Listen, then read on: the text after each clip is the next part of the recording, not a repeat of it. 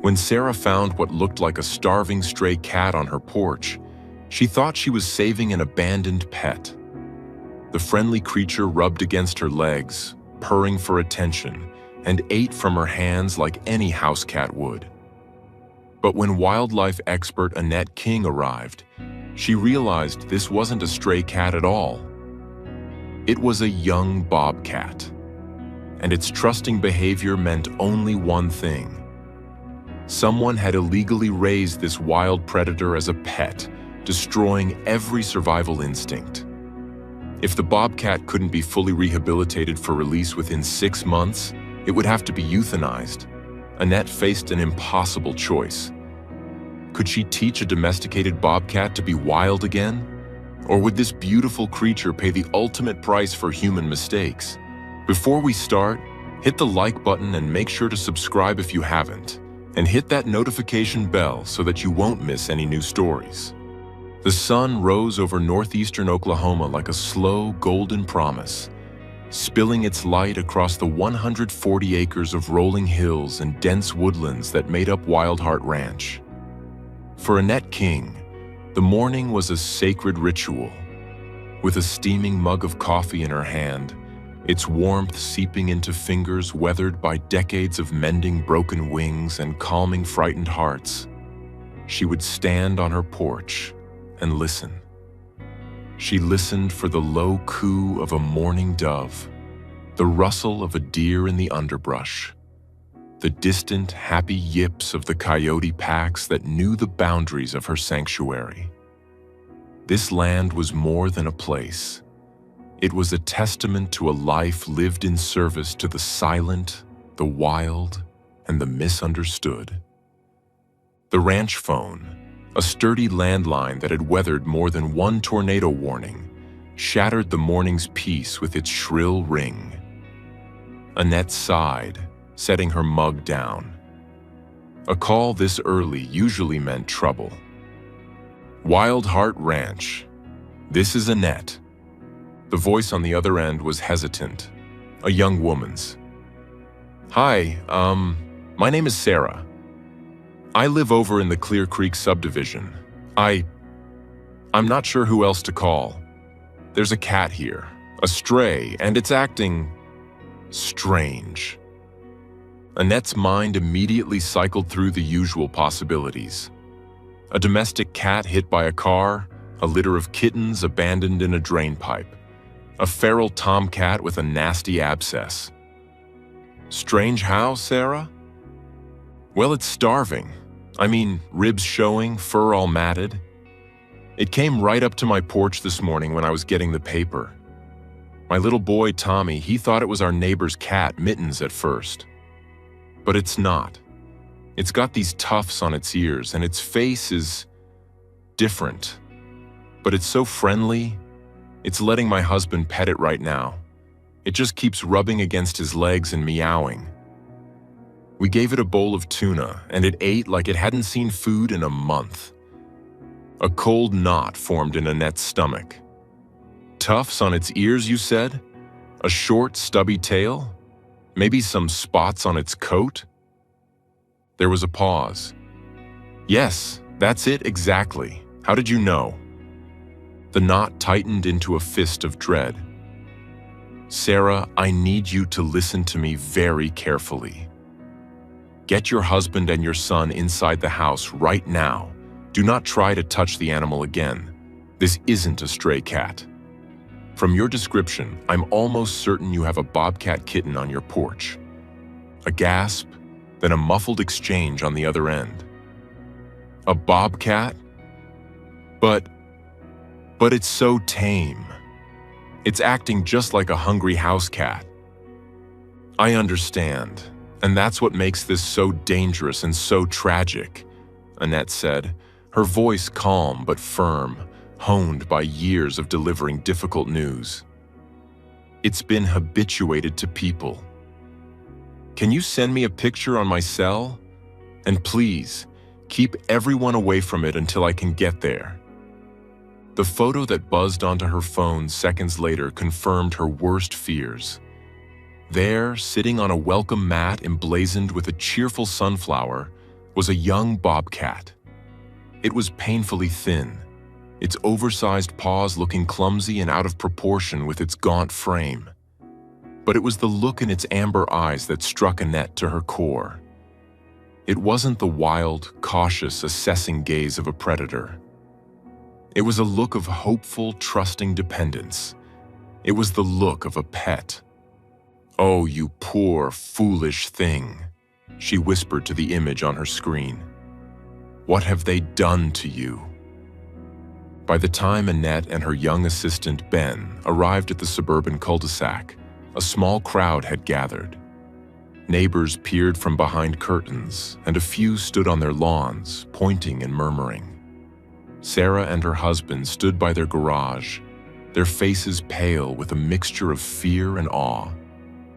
The bobcat, now named Rusty by the neighborhood kids for his slightly reddish coat, was curled up asleep on a discarded patio cushion, exhausted from his meal and the unexpected attention. There was no need for a tranquilizer dart or a catch pole.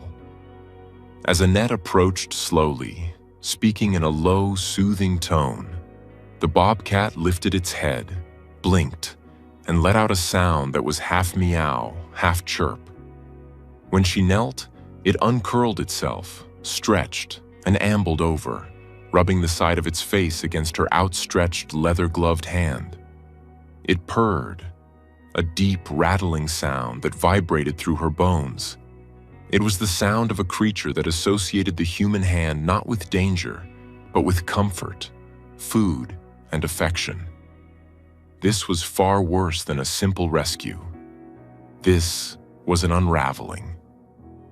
Back at the ranch, the full scope of the tragedy became clear. In the quiet of the intake clinic, Annette gave the young bobcat a thorough examination. He was dehydrated and malnourished, but otherwise physically healthy. The real damage was invisible. He showed no fear of the enclosure, immediately investigating the water bowl and looking back at Annette as if expecting a toy to be thrown. He ignored the raw chicken wing she offered him, sniffing it with disinterest before nudging her hand, looking for petting. Someone hadn't just fed this animal, they had raised it. They had kept it indoors, cuddled it on a sofa, and treated it like a common tabby. In doing so, they had systematically dismantled every instinct nature had hardwired into him for survival. They had stolen his wildness. The call to the Oklahoma Department of Wildlife Conservation was one Annette dreaded making. Officer Miller was a good man, but he was a man of rules, and the rules in this case were brutal and unambiguous. "Annette, you know the law." Miller's weary voice came over the phone. "Habituated wildlife, especially a predator species, can't be released. It's a danger to the public and to itself. You have 6 months. If you can't fully rehabilitate it for release within that time frame, the state requires euthanasia. No exceptions." "But Dave, he's just a kitten," Annette pleaded, the words tasting like ash in her mouth. "He's a victim here. Someone played with him like a toy and then dumped him when he got too big or too rambunctious. We can't punish him for that." "My hands are tied," Miller said, and she could hear the genuine regret in his voice. "It's a bad situation all around. Keeping him is illegal without a non-releasable exhibition permit, and you know how hard those are to get. Do your best, Annette. That's all I can tell you." Annette hung up the phone, the word euthanasia echoing in the silent room. She looked through the one-way glass at the bobcat, who was now batting playfully at a dust mote dancing in a sunbeam. He was a perfect, healthy, beautiful animal, condemned by an act of misplaced human affection. The thought of ending his life because he was too friendly, too trusting, was an obscenity that went against everything Wild Heart Ranch stood for. For days, Annette agonized. She and Ben tried everything to coax a flicker of wildness from Rusty. They used puppets that looked like prey, hiding them in his enclosure. He'd pounce on them playfully, but without the deadly focus of a hunter. They introduced the scent of other predators. He barely reacted. When Ben entered the enclosure to clean, Rusty would trot over and weave between his legs, desperate for contact. He was a ghost, a wild body inhabited by the spirit of a house cat. He was lost between two worlds, belonging to neither. One evening, unable to sleep, Annette walked to the far end of the property where the other bobcat rescues were housed. In a large, naturalistic enclosure, surrounded by tall chain-link fencing that angled inward at the top, lived 3 orphans of a similar age to Rusty. Their mother had been killed on a highway. Unlike Rusty, they had arrived at the ranch as spitting, terrified balls of fury. They wanted nothing to do with humans. They spent their days practicing the deadly arts of their kind, stalking each other through the tall grass, pouncing from low-hanging branches, and tearing into the deer carcasses the staff provided with a ferocity that was both beautiful and terrifying. Watching them, a desperate, unorthodox idea began to form in Annette's mind. A wild idea for a wild heart. It was a long shot, a gamble against a ticking clock and the deeply ingrained patterns of a domesticated mind, but it was the only chance he had. Wildness can be taught, she murmured to the twilight. Or maybe it can be caught. Like a fever. The next day, she explained the plan to Ben, who looked at her with wide, skeptical eyes. "You're going to put him in there? With them? Annette, they'll tear him apart. He doesn't speak their language. He doesn't know the rules." "He has to learn," Annette said, her jaw set with a grim determination. "We've tried to teach him, and it's failed. We're his captors, his providers. He sees us, and he remembers a life of comfort. He needs to learn from his own kind. He needs to forget us." The introduction was harrowing. After a week of letting them get used to each other's scent through a separating fence, the day came. Annette and Ben opened the connecting gate and retreated to watch from the observation blind. Rusty, seeing the new, expansive space, trotted eagerly into the main enclosure. He saw the other bobcats and, in his simple, pet-conditioned mind, they were potential playmates. He approached them with a curious, friendly chirp. The response was immediate and violent. The largest of the orphans, a young male, flattened his ears, let out a guttural hiss that sounded like escaping steam, and swiped at Rusty with a clawed paw. Rusty recoiled, a thin line of blood welling on his nose, his face a mask of shocked confusion. He let out a plaintive cry and ran, not to fight back, but to the part of the fence where the humans usually appeared, pacing back and forth and calling for the comfort he had always known. For 2 weeks, it was the same heart-wrenching story. Rusty was an outcast. The wild trio tolerated his presence, but made it clear he was not one of them. They ate first, claimed the best hiding spots, and communicated in a silent, subtle language of ear twitches and tail flicks that he simply didn't understand. He grew thinner, more withdrawn. He spent most of his time huddled in a corner, watching them with a look of profound loneliness. Annette's heart broke every time she watched the footage from the enclosure cameras. Ben began to gently suggest it was time to give up, to accept the inevitable. "No," Annette insisted, though her own faith was wavering. "Not yet. Watch the female. Watch Willow." Willow was the smallest of the wild 3, but the quickest and most cunning. She was a master of stealth, a patient and lethal hunter of the rabbits and quail they released into the enclosure for enrichment and training. While the males would often engage in loud, boisterous tussles, Willow was all quiet efficiency. and she had started watching Rusty. She wasn't aggressive towards him, merely observant, her intelligent eyes tracking his pathetic, clumsy movements. Then came the breakthrough. It was a small thing, almost imperceptible. A live mouse was released into the enclosure. The two males were on the other side, squabbling over a scrap of meat. Willow immediately dropped into a low crouch, her body taut as a bowstring. A few yards away, Rusty watched her. He had seen mice before in his previous life, but they were likely toys. This one was different. He watched Willow, and as her muscles tensed, he too lowered his body to the ground. It was a clumsy, awkward imitation, but it was the first time he had mirrored a truly wild behavior. Willow pounced, a blur of spotted fur, and the mouse was gone.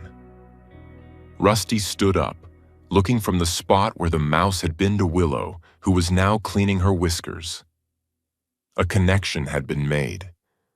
A dormant wire had sparked to life deep within his brain. From that day forward, Rusty became Willow's shadow. He followed her at a distance, mimicking her every move.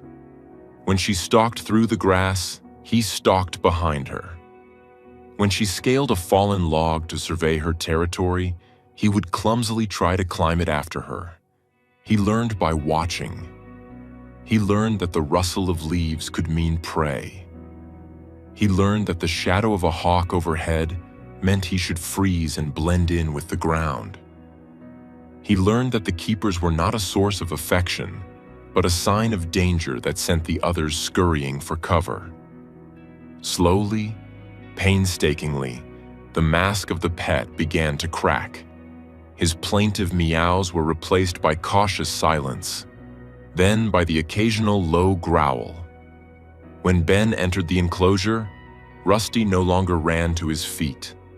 Instead, he would melt into the tall grass, just like Willow, his spotted coat providing the camouflage it was always meant for. The cameras Annette had mounted captured the transformation frame by frame. They saw him make his first kill, a grasshopper, pouncing with an awkward but undeniable predatory instinct. Weeks later, he successfully stalked and caught a quail, a look of fierce, wild pride in his eyes as he carried it away. He was still smaller and less confident than the others, but he was no longer an outcast. He was learning the dance. He would engage in tentative playfights with the other male, hisses and snarls replacing the confused whimpers of his first weeks. He was becoming a bobcat. The 6-month deadline loomed like a storm cloud on the horizon. Officer Miller called for an update. "He's making progress, Dave," Annette said, trying to keep the desperate hope from her voice. "Real progress. He's hunting on his own. He's avoiding human contact. He's learning." "Learning isn't enough, Annette. He has to be wild, genuinely wild. The final decision will be based on my assessment." The day of the assessment arrived, a cool, overcast morning. Officer Miller stood beside Annette in the observation blind, binoculars in hand, his face impassive. Ben, on cue, entered the enclosure from the far side, carrying the daily food bucket.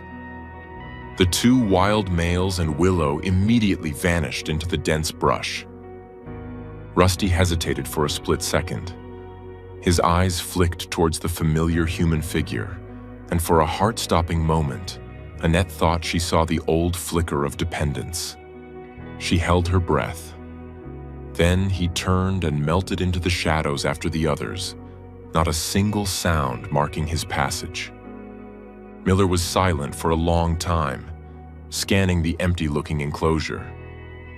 "All right, Annette," he finally said, lowering his binoculars. "He passes the avoidance test. He's got a chance. Find a good release spot. You're cleared."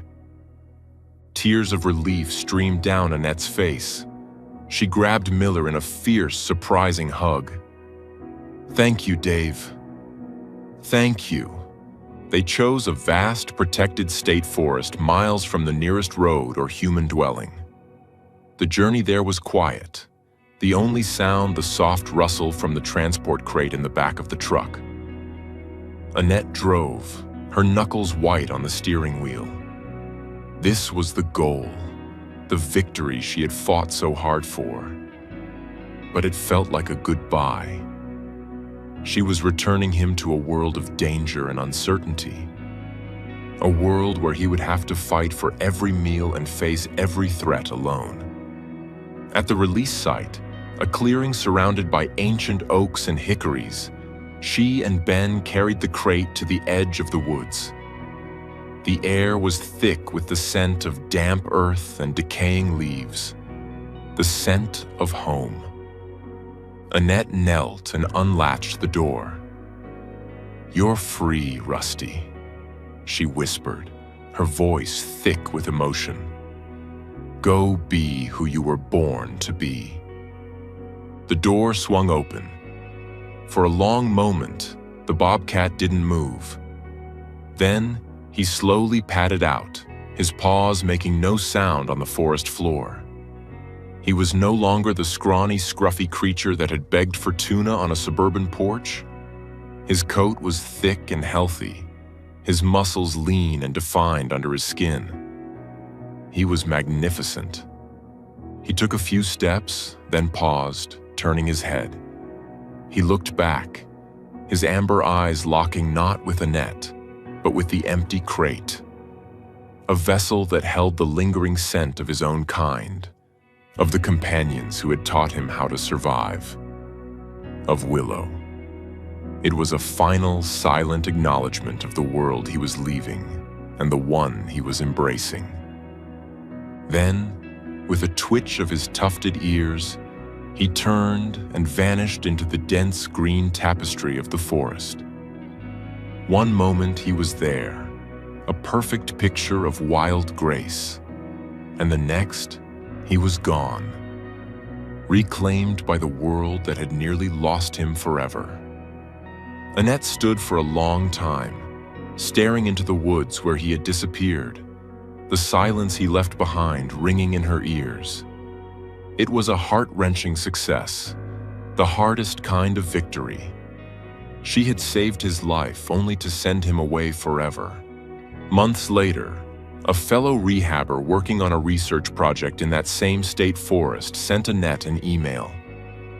Attached was a photo from a trail camera, triggered in the dead of night. It showed a healthy, mature bobcat, its spotted coat gleaming under the infrared light.